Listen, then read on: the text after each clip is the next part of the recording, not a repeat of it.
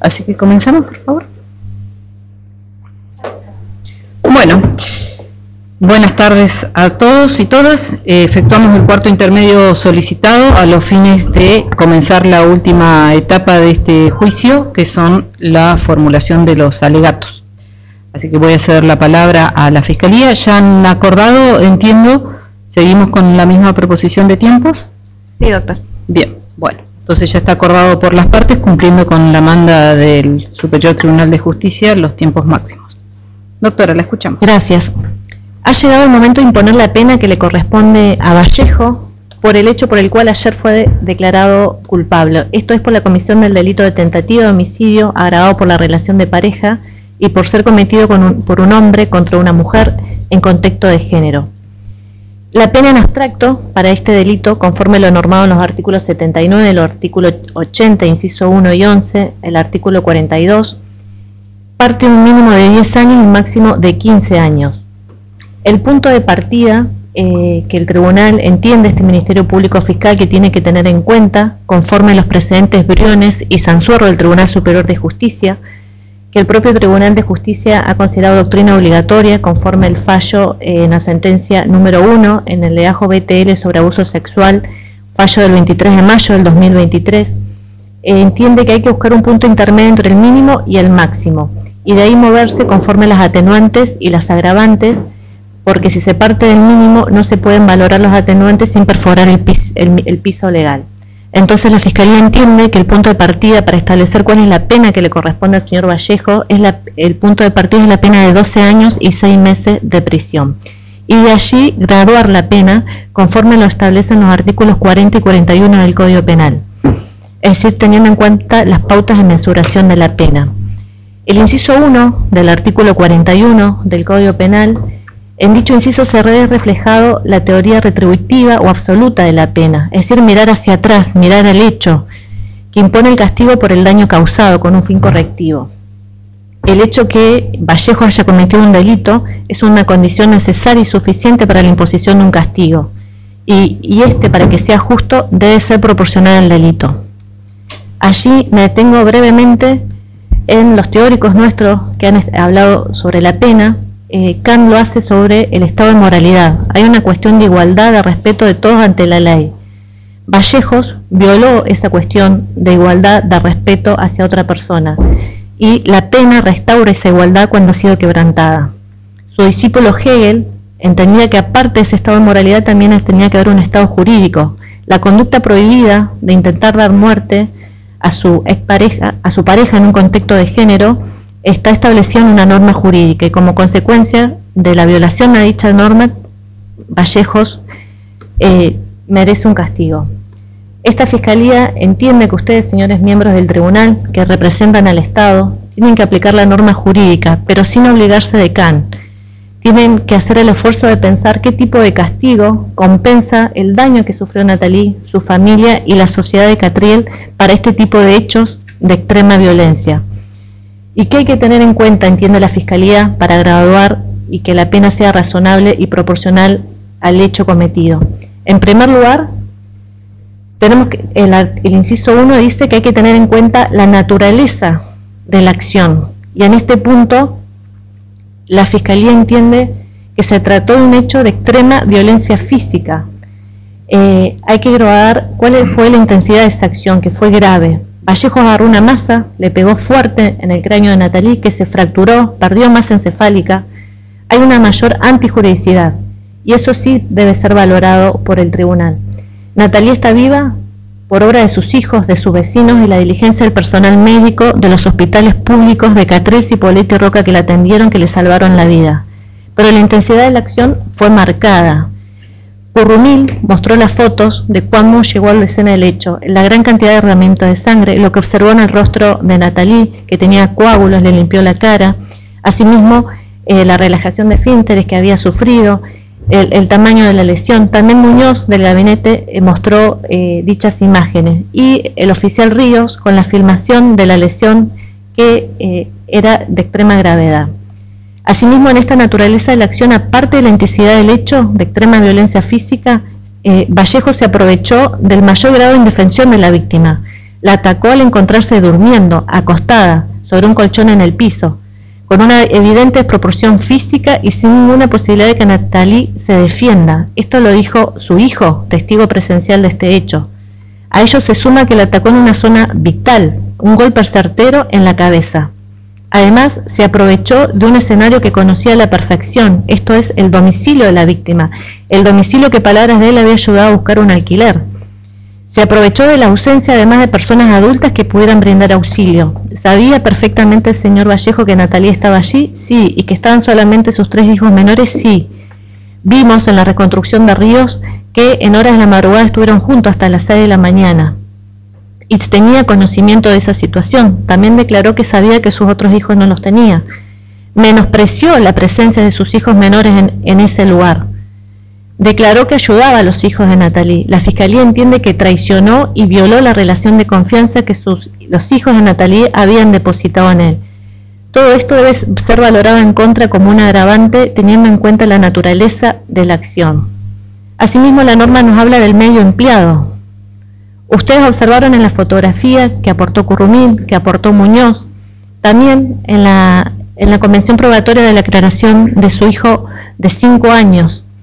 Utilizó una herramienta de trabajo, una masa de 32 centímetros de largo y con un peso de entre 3 y 5 kilos para intentar darle muerte a Natalie. Es un arma impropia, contusa, es un elemento que aumentó de manera muy significativa el potencial lesivo del agresor, sumado a la zona en la cual la utilizó, el cráneo. Esto debe valorarse como agravante. No solo la acción fue intensa, sino que el medio empleado aumentó ese poder ofensivo. La extensión del daño en la víctima también nos habla la norma. La escuchamos a Natalie, lo escuchamos a su hermano, lo escuchamos al doctor Usal y a la licenciada Bertón. Claramente la acción tenía un propósito, un dolo específico, causarle la muerte. No se logró por la acción de otras personas. La tentativa no puede valorarse porque ya está establecida en las normas del 79-80, pero sí se pueden valorar las consecuencias. Y la extensión del daño es grave. Y entiende la Fiscalía que es un agravante, que se tiene que valorar como agravante. Natalie quedó con secuelas físicas, quedó con la cabeza fracturada, lesiones graves hasta el momento, con posibilidad de que le traiga una enfermedad incurable como epilepsia postraumática, conforme es dicho del doctor Usal. No volvió y no va a volver a ser la misma nunca. Tuvo pérdida de su cráneo, pérdida de su cuero cabelludo, la certeza que se tiene que someter a otra cirugía plástica para la colocación de una placa. Tuvo pérdida de memoria, debilitamiento de la parte izquierda de su cuerpo, problemas para conciliar el sueño. A nivel psicológico, a palabras de la licenciada Bertán, tuvo un debilitamiento de su autoimagen. A nivel emocional, angustia, bronca, vergüenza de su imagen. A nivel laboral, la dificultad de poder conseguir otro trabajo en una empresa petrolera que le dio autonomía e independencia. A nivel relacional, necesita la ayuda de otras personas para cuidar los quehaceres domésticos de su familia y en especial de su hijo. Retomo las palabras del doctor Zamataro, que ella no va a cuidar a sus hijos, sino que sus hijos están cuidando de ella. También tengo en cuenta como agravante el peligro causado. El doctor Usal dijo claramente que esta acción puso en peligro real e inminente la vida de Natalie. Ahora bien, también en el inciso 2 valoro, ya no se mira el hecho que pasó, sino hay que mirar hacia el futuro. Y este inciso 2 lo hace bajo 2 teorías.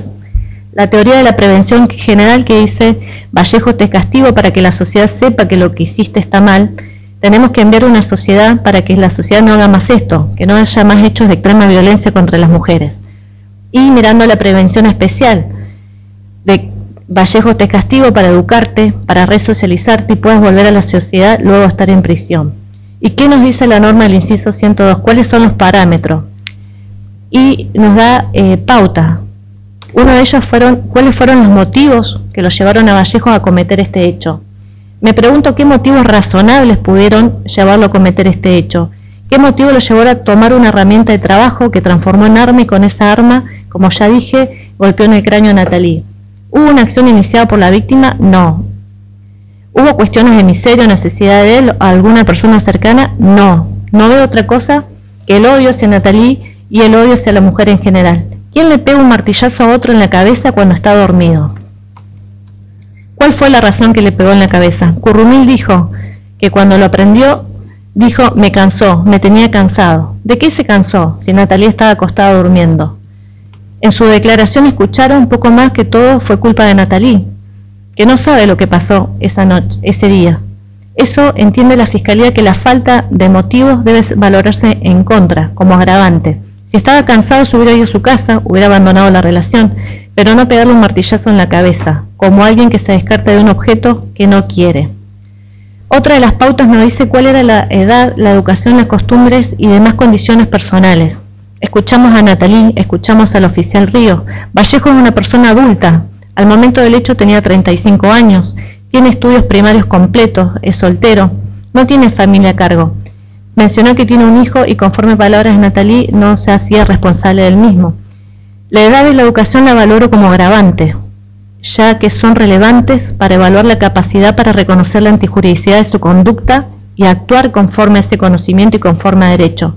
A los 35 años tiene la experiencia necesaria para poder comportarse en sociedad y tiene la instrucción necesaria para saber lo que está bien de lo que está mal. No es una persona analfabeta y eso tiene que valorarse en contra.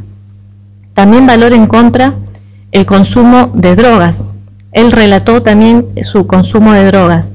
Para esta Fiscalía el consumo de droga no es lo que lo llevó a ser violento. Vallejo tiene dos problemas, el consumo de droga y la violencia de género. Hay personas que son consumidoras y no son violentos.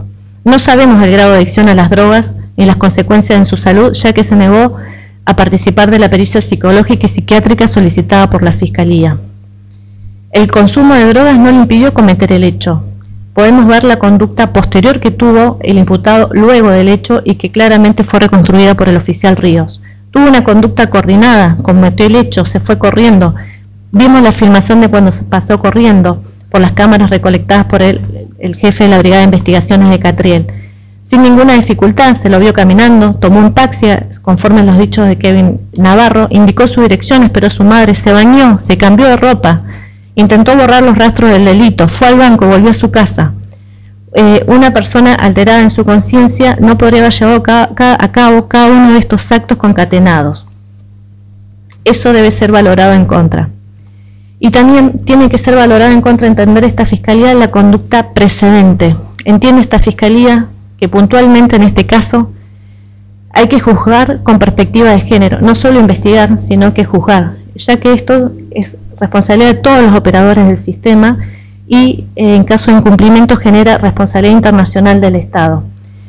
No fue una conducta, este hecho por el cual llegamos acá, un solo hecho aislado, fue la sucesión de una serie de hechos precedentes de violencia, verbales, físicos, económicos, simbólicos, en un corto periodo de tiempo, una relación de noviazgo de tan solo 3 meses y medio aproximadamente. Había una relación asimetría de poder. La señorita Ayala se defendía, se adaptaba ante los ataques del señor Vallejos. Entonces, para ir cerrando, ¿cuánto tiempo se considera que para que la pena sea justa y razonable? Vallejos violó la norma y entonces merece una sanción. Y además esa norma tiene que ser ejemplar para quien decide realizar los mismos hechos. Si queremos vivir una sociedad en paz, ordenada, hay que aplicar la ley con severidad. En función de estos parámetros, el Ministerio Público Fiscal solicita se le imponga la pena de 14 años de prisión efectiva con imposición de costas. Asimismo, teniendo como norte el fin resocializador de la pena, se solicita que se ordene al Servicio Penitenciario Provincial, se le brinde tratamiento para la adicción a las drogas y un tratamiento psicoterapéutico adecuado a la problemática de violencia de género. Asimismo, se solicita la prohibición de todo tipo de comunicación por cualquier medio, tanto con la víctima en la presente causa como con sus 4 hijos, a los fines de que pueda vivir una vida en paz y libre de violencia.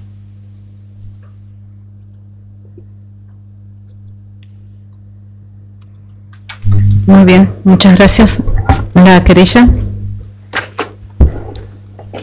Señora Presidenta, muchas gracias, señores jueces. Bueno, yo ayer hice un análisis de lo que para mí era la teoría de este caso y siempre me enfoqué en 2 diferentes polos. En lo que fue el ataque particularmente y en lo que fue la conducta posterior de Vallejos al ataque.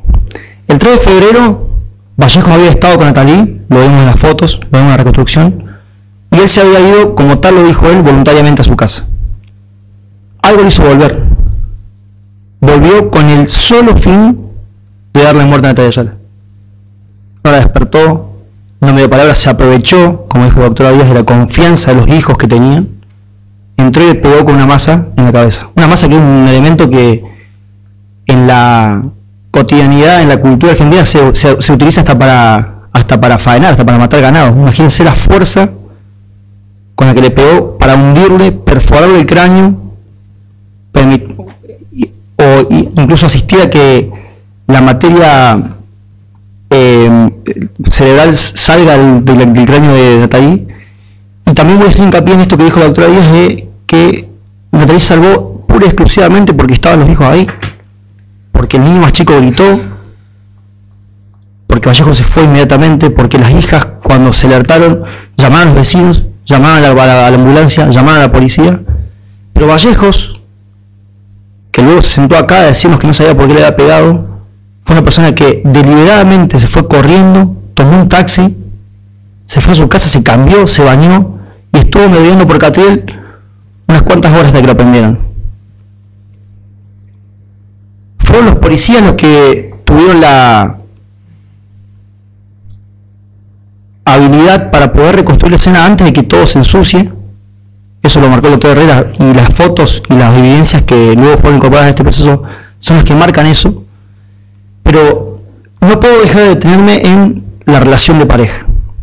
Acá no investigamos una relación de pareja, acá investigamos una relación de subordinación del señor Vallejos en contra o para con la señora Ayala. Vallejos es una persona que le robaba, que le pedía dinero, que se gastaba el dinero de ella en drogas, en el dinero de su hijo en drogas, que le robaba para justamente eso, que la violentaba, que no la dejaba tener amigos, que se cambiaba de trabajo para ir a perseguirle, para molestarle, para decirle que no tenga compañeros, que no se reúne con compañeros. Era una persona que estaba constantemente alerta de lo que hacía o no hacía Natalia Ayala. La seguía, la perseguía, la denigraba. Se sentó acá a decirnos que, o a tratar de elípticamente dejarnos como que Natalia era una persona que era problemática, que era bipolar, que tenía problemas de violencia. Y saben que, señores jueces, no demostró nada de eso en el juicio. Ella ya se sentó acá y dijo que era responsable. No tiene un testigo, no tiene una prueba que diga que Natalia Ayala era bipolar, que era violenta, que había perdido a sus hijos. Hice un montón de anotaciones, pero la realidad es que sentirse procesalmente acá, o sentarse procesalmente acá, a tratar de, como digo yo elípticamente, de dejar a mi clienta, o a la víctima en este caso, como una persona que era la que por si acaso tuvo la culpa de recibir un martillazo en la cabeza, es una forma también en la que demuestra cómo piensa Vallejos. Después culpa a su abogado de que no tiene prueba porque su abogado anterior después culpa al sistema penitenciario, después culpa al psicólogo. La realidad es que es una persona que vive culpando a todo el mundo, y el único que tomó acción real y certera frente a la situación fue Vallejos, al querer matar a su pareja. Es importante destacar que este sentimiento que tienen los hombres respecto de las mujeres, de verlas como un objeto, de cuando me canso, como se cansó Vallejos que dijo, puedo deshacerme de ello, en vez de irse, en vez de plantear otra posibilidad, el desprecio a la vida, pero no el desprecio a la vida humana. Señores jueces, este hombre tiene desprecio a las mujeres, que es mucho más grave, porque es un desprecio directamente discriminatorio. Él manifestó que nunca se peleó con nadie, que nunca golpeó a nadie. O sea, la primera persona que golpea, le golpea con un martillo en la cabeza porque era pareja, porque se cansó. ¿De qué? No nos dijo.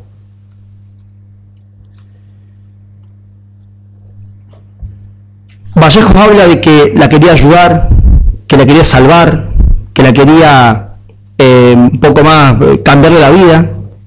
Y sí, se le cambió la vida. Le cambió la vida porque Natalia era una persona que trabajaba, que mantenía a sus hijos, que trataba de superarse, el hermano lo dijo acá. Era una persona que era proactiva a superarse, estaba todo el tiempo queriendo superarse. Venía de una relación larga, de la que ella misma decidió irse para poder crecer, y Vallejo le cambió la vida. Al pretender matarla ese día, esa siesta, en Catriel, le cambió la vida. Natalie es una persona que hoy, ella declaró, ustedes la vieron, es sumamente tímida ahora. Yo quise hacer hincapié en los testimonios, bueno, no lo pude conseguir respecto a los hermanos que me digan que era una persona diferente, porque era una persona diferente. Una persona que estaba orgullosa de su cabellera, orgullosa de su trabajo, orgullosa de sus cosas.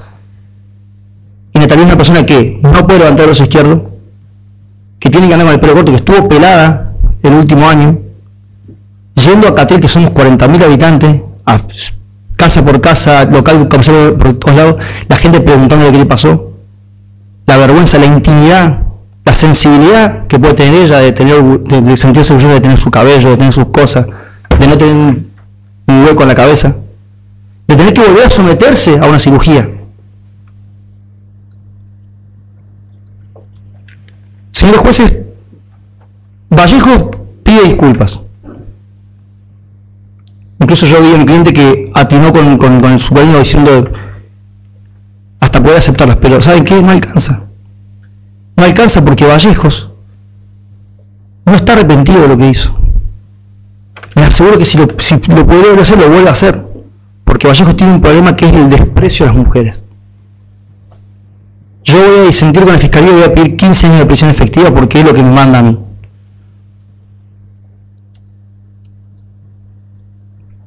Pido que sea condenado en los términos que yo le solicito, y así sí será justicia.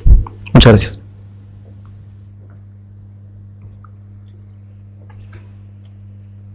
Muy bien. Señora Ayala, usted está patrocinada por el doctor. Le debo preguntar si está de acuerdo, consciente lo que él ha peticionado, y si quiere decir algo más. No, está bien. ¿Está bien? Bueno, muy bien, muchas gracias. Doctor Ceballos, su turno. Conforme nuestros artículos 40 y 41, estamos en esta etapa de cesura y de determinación de la pena. En ese sentido, bueno, hay que llevar algunas reglas que nos determinan estos artículos mencionados, que tienen que ver con una cuestión, una faz objetiva y una faz subjetiva al respecto de determinar la pena. En la fase objetiva, en cierto punto, al declararse la culpabilidad, se está reconociendo los hechos que han sucedido. Pero voy a hacer algunas salvedades para poder aclarar cuestiones que ha referido la Fiscalía y la querella al respecto de ciertos ítems que hay que tener en cuenta al momento de determinar la pena, que son las reglas que nos da este artículo 40 y 41. En la fase objetiva, nuestro artículo 41 nos plantea la naturaleza de la acción. Entendemos que fue una acción repudiable, cabe decirlo, más allá que yo esté en esta parte defensista, entiendo la perspectiva de género, y es una actitud reprochable, y mismo hoy mi defendido, que esto tiene que ver en la parte subjetiva, en lo precedente, en la conducta procesal que ha desplegado, y perdón por ahí que parezca un poco desordenado, pero tiene mucho que ver al respecto, en esa faz, ¿no? En ese precedente que tiene que ver con la faz subjetiva, y en esa conducta procesal, como bien lo dijo Currumil, y el oficial, ya le digo el otro nombre del oficial, y Muñoz. Ellos plantearon que al momento de la detención, más allá que haya dicho me siento cansado, pero en todo momento reconoció haber cometido este hecho ilícito y reprochable.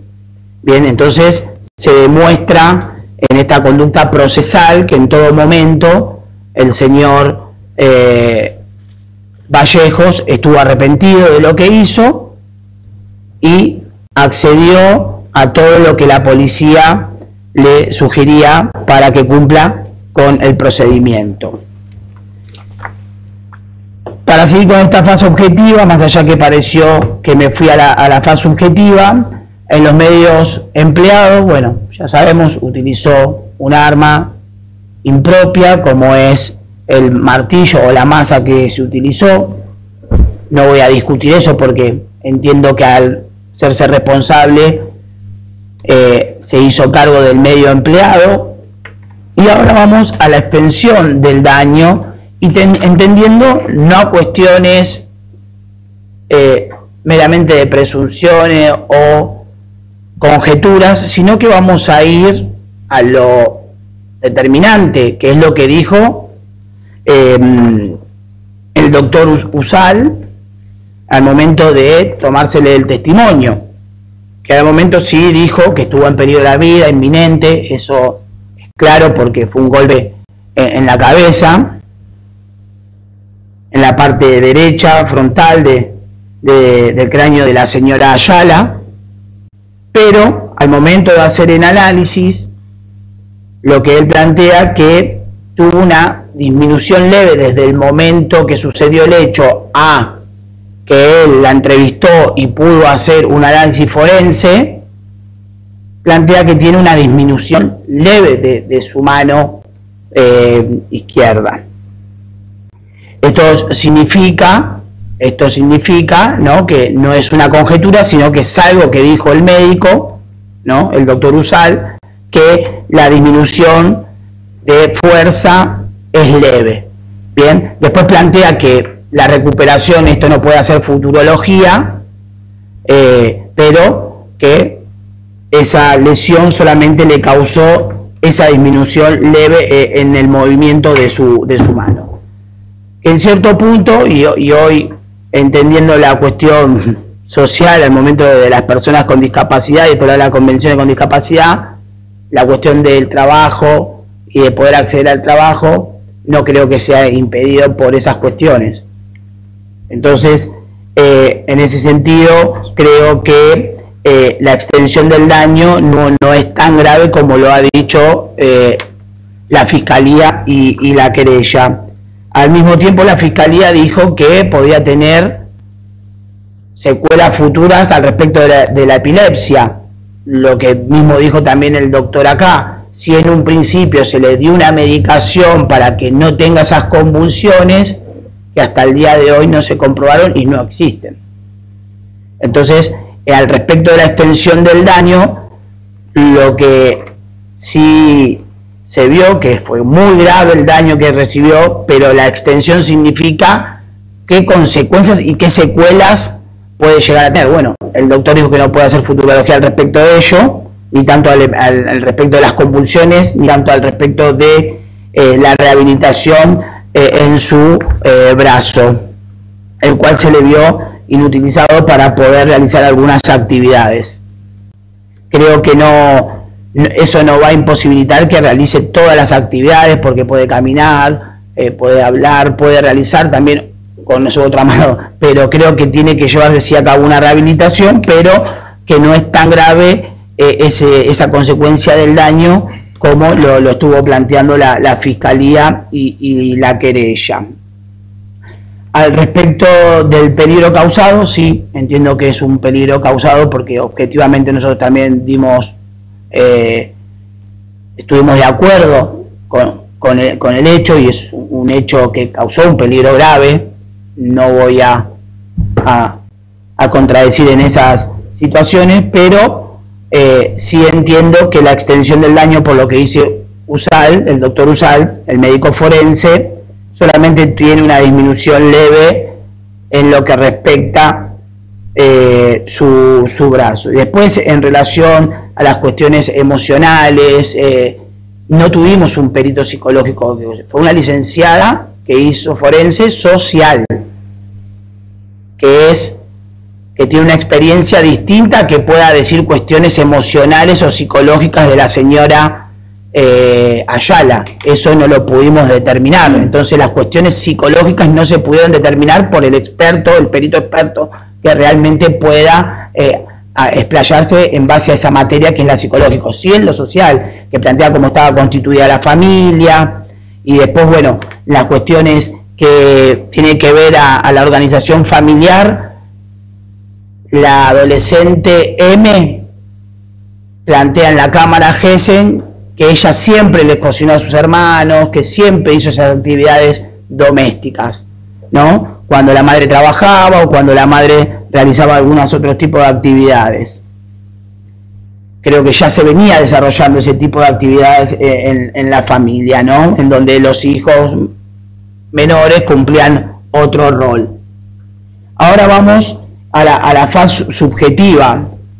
En este sentido, la Fiscalía toma como agravante la cuestión de la edad. Bueno, si tenemos una condena de entre 10 a 15 años, y también hay una cuestión a discutir qué ley aplicar, si la 24.660 o la 27.375, bien, una ley que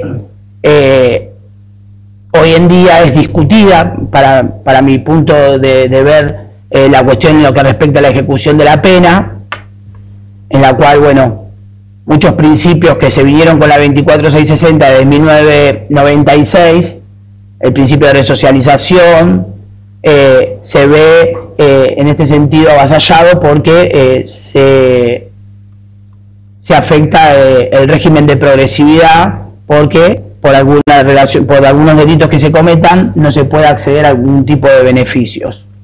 En ese sentido también vamos a discutirlo, pero el señor Vallejos tiene 36 años, si se le da una condena va a salir a los 46, casi 52 años, 10 años en prisión, también esto hay que tenerlo en cuenta, es nocivo, bien por lo que vino contando también el señor Vallejos al respecto de cómo es el trato en el interior de las cárceles, y en este sentido creo que voy a traer a colación al doctor Pablo Andrés Bacani, cuando habla en su libro en la indeterminación de la pena en la ejecución en la indeterminación de la pena en los procesos de ejecución de la pena, en el cual habla de dos facetas que hay que tener en cuenta. Una es la faceta formal, ¿no? Al momento de terminar la pena, ¿no? Sí, de 10 a 15 años. Pero después está la otra faceta, que es la vivencial, ¿no? Cómo esa pena es justa, como que se está hablando de una pena justa. Bueno, si hablamos de una pena justa, no es solo con la perspectiva de la víctima, sino también que al momento de la ejecución de la pena va a recaer, mal dicho, por lo que dijo la Fiscalía al momento de su alegación, que el fin de la pena es restaurar el orden, y menciona a Kant. Ese es un pensamiento retribucionista, es decir, se comete un delito y, como la ley de talión, castigo, y no tiene ningún tipo de finalidad, y ya se está hablando a lo largo de la historia que esa finalidad retributiva tampoco resuelve la cuestión de fondo, que es la violencia de género. Esa es una mirada muy retributiva al respecto de la pena, como así también hizo alusión la señora fiscal de la prevención general, de persuadir a otras personas que no cometan delitos. Eso también en la teoría, y esto ya está zanjado, podemos hablar de Didier Fachin, Zaffaroni, que hablan al respecto de las distintas teorías y de la finalidad de la pena. También ese fin de prevención general, de disuadir a las personas, ya eso también está zanjado, y creo que lo vemos en nuestras realidades. Más allá que hoy podamos tener con un concurso real 50 años o una prisión perpetua a una persona que comete delitos de violencia de género, hoy en día sigue esta situación de género que todavía no podemos resolver con el simple hecho de aplicar una pena, ¿no? Con el simple hecho de aplicar una pena no estamos resolviendo la cuestión de fondo, que es la violencia de género. Por eso entiendo que también no se puede entender a la pena que pueda recaer en mi defendido, porque sabemos que va a recaer una pena que tenga un fin de prevención general. La pena, como bien todos sabemos, tiene una finalidad de resocialización, y esto no lo digo yo, lo dicen nuestras convenciones de derechos humanos, artículo 5.6 de la Convención Americana de Derechos Humanos y el artículo 10.3 del Pacto Internacional de Derechos Civiles y Políticos, donde ahí plantea cuál es la finalidad del sistema penitenciario y la finalidad de la pena. ¿Qué es la finalidad de la pena? Es la resocialización. Más allá que yo pueda tener un punto de vista medio agnóstico de la pena, entiendo que por nuestras convenciones y nuestras leyes 24660, la finalidad de la pena es la resocialización como primer punto. No habla de retribucionismo y no habla de prevención general nuestras leyes. Asimismo, creo que hay que tener en cuenta lo que dice también la ley 26485 de violencia de género en su artículo 10, que habla al respecto, ¿no?, de cuáles tienen que ser los lineamientos mínimos en las políticas con perspectiva de género. Y nos habla de la reeducación de la persona que comete los delitos de violencia de género. Creo que tanto la ley, más allá que habla de erradicar y sancionar, también, como hoy lo estamos viendo, creo que eso es lo justo, ir a un juicio. Bueno, hoy fuimos a un juicio parcial, abreviado, en el cual reconoció la responsabilidad del señor Vallejos, pero también la filosofía de este marco normativo es la reeducación de la persona que haya cometido delitos de violencia de género.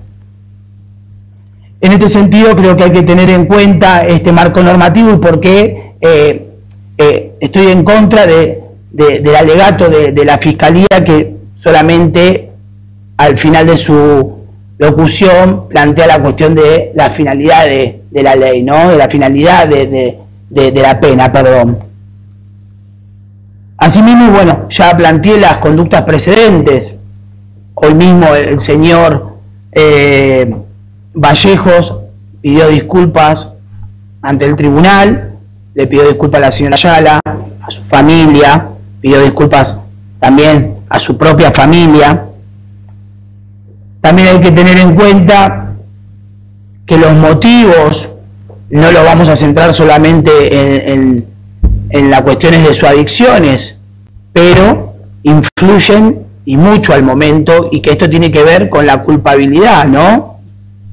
Culpabilidad por vulnerabilidad. A mayor vulnerabilidad, menor culpabilidad. Bien, entonces, si había una cuestión de adicciones, creo que hay que tenerlo como un atenuante y no como un agravante. Una persona, como bien decía la Fiscalía y la querella, le sacaba plata para consumir drogas y que en cierto punto también la compartían, había una mayor vulnerabilidad. Bien, porque todos sabemos los problemas que traen las adicciones y que también en las leyes nuestras 2055 habla al respecto de la resocialización y de la rehabilitación de la persona que consume estupefacientes, ¿no?, que tiene alguna cuestión de su salud mental. Entonces creo que también hay que tenerlo en consideración, ¿no?, al momento de ver la culpabilidad, que eso disminuye la culpabilidad. Asimismo, también diciendo con la Fiscalía que a mayor antijuricidad, porque creo que ahí se confundió o no entendió cómo es la teoría del delito, que entiendo yo que la teoría del delito, la antijuricidad tiene que ver, sí, violentó un orden jurídico que dice que el que comete un homicidio, en este caso tentado, va a recibir una pena de 10 a 15 años, ¿no?, por el artículo 42 y 44. Pero en este caso particular tenemos que hablar de culpabilidad, no es a mayor antijuricidad. Creo que es antijuricidad, es uno violenta el orden normativo y va a recibir una pena en base a lo que estamos hablando, culpabilidad, ¿no?, para poder dar ese injusto reproche. En ese sentido, disiento en el alegato también de la Fiscalía, el filtro no es así al momento de aplicar una pena. Asimismo, el tema, bueno, de la participación, ya sabemos que es autor y se ha hecho cargo. Tenemos que entender que él es padre de familia, Es mentira que no está a cargo de su familia, es padre de familia, tiene un hijo que se llama Lorenzo Vallejo, de 6 años, que cuando si su padre recupera la libertad en 10 años o 15 años, ya va a ser un adolescente. Y lo que afecta también, porque en este sentido, cuando hablamos de la familia, tenemos que hablar de la trascendencia mínima de la pena. En este sentido, lo que nos plantean nuestras convenciones de derechos humanos es que la pena tiene que alcanzar la mínima afectación a sus familiares. Esto significa que si una persona está entre 10 y 15 años privada de su libertad, seguramente le va a afectar a su familia esa pena, ¿no? Después tenemos que hablar de los antecedentes penales del señor Vallejos. No tiene antecedentes penales. Y sus condiciones personales, como bien dije, padre de familia, tiene a su padre, a su madre, a Alicia Sotomayor y al señor Ramón Vallejo, de 72 años, 80 años, su padre tiene Alzheimer, ya en cualquier momento, por esta situación tanto de la edad, que tiene 80 años, si cumple una condena entre 10 o 15 años, puede llegar a perder a gran parte de su familia, ¿no? Como bien lo dijo, se ha demostrado acá que él convivía con su madre o pernotaba con su madre en Catriel. En este sentido, tenemos que ver también la cuestión de la peligrosidad. Más allá que fue un hecho grave, entendemos que la peligrosidad también tiene que ver con la reincidencia, y todo esto lo podemos ver en Patricia Ziffer, en los lineamientos de la determinación de la pena, ¿no? Cuando habla de la peligrosidad y la reincidencia, ¿no? Que eso va mucho de la mano. Sí fue un delito grave el que cometió mi defendido, el señor Vallejos, pero entiendo que no hay otros antecedentes que demuestren la peligrosidad de mi defendido. Pensé que si no se estaba escuchando. No. Bueno, ya habiendo dado mi alegato en lo que respecta la fase objetiva y subjetiva, bueno, ahora voy a entrar a lo que venía hablando, a la finalidad de la pena, ¿no? Que es la resocialización y entender el contexto carcelario que hoy estamos viviendo y la falta que tiene el sistema penitenciario para poder resolver estos conflictos.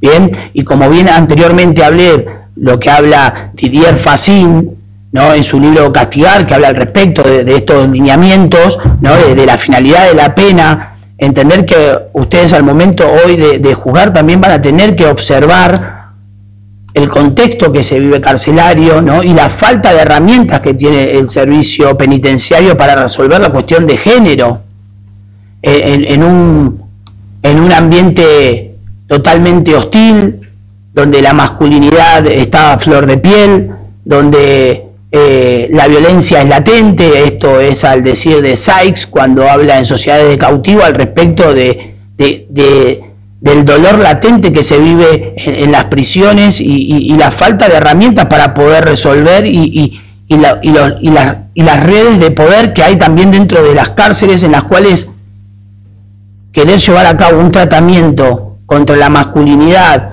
y reconstruir estas masculinidades y que se empiece a entender la igualdad de género es totalmente, para mi entender, más allá de que muchos tengamos ese ideal de decir, no, la cárcel resocializa, como bien lo dije hace un rato, agnóstico a la pena, entiendo que la cárcel no va a cumplir ese fin con el señor Vallejos por la situación carcelaria que hoy vivimos. Hoy nos metemos en los números que da el SNEP. El SNEP es la Secretaría Nacional de Ejecución de la Pena, de Estadística de Ejecución de la Pena, y habla de la superpoblación y lo difícil que se torna hoy llevar a cabo un tratamiento. Y hubo un habeas corpus que se llamó Defensores acá en la provincia de Río Negro, en la cual desde el servicio penitenciario se dijo que no tienen equipos criminológicos para poder abordar los tratamientos. Yo mismo he sacado habeas corpus colectivo y preventivos, tanto en la ciudad de Cipolletti, que llegamos también a una mesa de trabajo para poder empezar a abordar todas estas cuestiones. Hoy la ley también nos dice que la persona que comete un delito de violencia de género puede ya tener una oportunidad, comete una desobediencia, se le baja la preventiva por nuestra ley 5020 y la modificación, o por el hecho tan grave se le puede bajar también la preventiva, pero no tenemos después las herramientas para poder resolver esta cuestión de fondo que es la violencia de género. Por eso estoy totalmente de desacuerdo en la finalidad de la pena que le quiso dar la Fiscalía al respecto de persuadir o restaurar el orden. Ya eso es viejo, ya no sirve, no es la forma. Y en ese sentido voy a pedir que se aplique la pena mínima, entendiendo todo lo que vengo argumentando al respecto de las condiciones carcelarias, de las condiciones personales de mi defendido, de que no tiene antecedentes penales, que es padre de familia, que es trabajador, más allá de que se haya dicho que ha perdido el trabajo, toda su vida trabajó, tiene una familia que lo está esperando. 10 años hoy de cárcel o 15 años de cárcel para mí es mucho, creo que no va a cumplir la finalidad, pero entiendo que dentro de lo formal tenemos entre 10 y 15 años. Yo de mi parte voy a pedir 10 años, que se aplique la pena mínima, entendiendo todos estos argumentos que he esbozado al respecto de la finalidad de la pena y de los factores objetivos y subjetivos del artículo 40 y 41 de nuestro Código Penal. Muchas gracias, doctor. Bien, Vallejo, como le anticipé, usted tiene el uso de la última palabra, si es que desea agregar algo más a lo que ha dicho su abogado defensor en este momento. Usted ya declaró, ya dijo lo que consideró que necesitaba decir o quería decir. ¿Quiere agregar algo a lo que ha dicho su letrado? Bien, muy bien entonces. Bueno, si no hay ninguna otra cuestión que plantear ante el tribunal, vamos a dar por concluida la audiencia del día de hoy y anunciar que la lectura de la sentencia en forma integral se va a llevar adelante el día 8 de abril por presidencia a las 13:30 horas vía Zoom. Seguramente les van a comunicar la licencia que se utilizará para la lectura. Bien, bueno, damos por concluida la audiencia. Tengan todos ustedes muy buenas tardes. Muchas gracias. Buenas tardes.